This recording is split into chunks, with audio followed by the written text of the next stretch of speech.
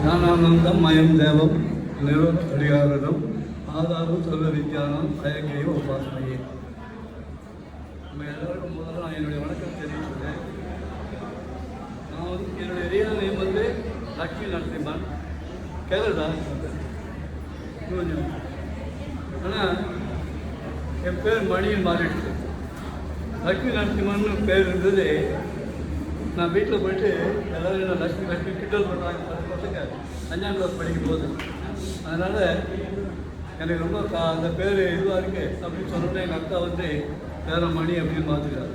அதனால் ரியலாக என்னுடைய நேம் வந்து லக்ஷ்மி நரசிம்மன் தான். ஆனால் வந்து எல்லாருக்கும் வந்து டி மணின்னு கூப்பிடுவாங்க.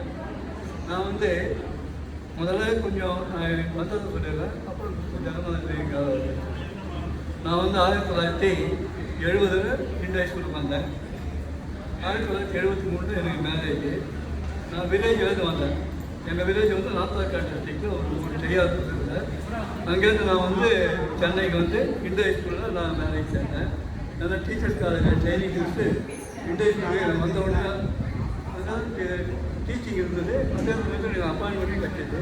ஸோ நான் இந்திய ஹைஸ்கூலில் வந்து ஜாயின் ஆகும்போது எனக்கு அப்படியே அட்மாஸ்பியரே டிஃப்ரெண்ட்டாக இருந்தது. ஏன்னா இருந்ததுன்னா கிராமங்கள் இருந்ததுனால அங்கே நீங்கள் வந்த உடனே இந்த சிட்டியை பார்த்த உடனே ஒரு மாதிரி பயமாக இருந்தது. இந்த 10 நாள் பார்த்த உடனே இந்த ஒரே நடுக்கம் ஜாஸ்தியாக போயிடுச்சு.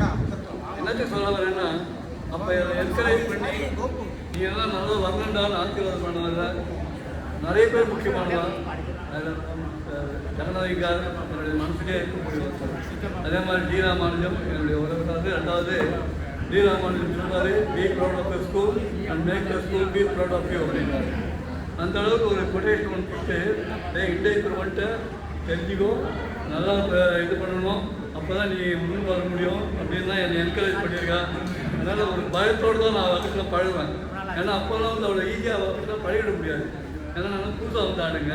அதனால் அவர்கிட்ட பயந்துவேன். அவ்வாறுமே நம்ம பேர் செல்லமாக இருக்கலாம். ஆனால் நமக்கு மட்டும் உடம்புல பயமாதிரியே இருந்துகிட்டே இருக்கும். பட் அதெல்லாம் மீறி என்னை என்கரேஜ் பண்ணி அந்த இதெல்லாம் பண்ணுவோம். ரொம்ப நிறைய பேர் இந்திய என்னுடைய வாழ வச்சு ஒரு வீடு. ஸோ அந்த வீட்டில் நான் வளர்ந்தேன். இவாள் தான் என்னால் மறக்க முடியாத கேரக்டரு. ஜனநாயகாரை பற்றி சொல்லணும்னா அவர் duty, discipline and devotion. Duty, discipline, devotion இது 3 இருக்கக்கூடிய ஒரு மனுஷன் ஜனநாயகர். அவர் அப்படி என்னோடய வாழ்க்கையோட ரொம்ப பின்னி பணிஞ்சவர். அவரை பற்றி நான் ரொம்ப அவரெல்லாம் இன்னும் பெரியவரெல்லாம் நிறைய பேசியிருக்கேன். நான் வந்து ஒரு என்ன சொல்கிறது, ஒரு சின்ன பையன் மாதிரி இருக்கிறேன் அந்த சமயத்தில். ஸோ அந்த மாதிரி ஒரு பெரிய ஒரு மூலியமாக தான் நான் ஆசீர்வாதம் வாங்கி வளர்ந்தது. எனக்கு ரொம்ப மனசுக்கு சந்தோஷமாக இருக்குது. அவர் எப்போவும் அவருடைய ஞாபகம் நம்ம மனசில் நிறையா நம்பிக்கை சொல்லிட்டு என்னுடைய வார்த்தையை நான் முடிச்சுக்கிறேன். ரொம்ப தேங்க்ஸ் நீங்கள் கேட்டது.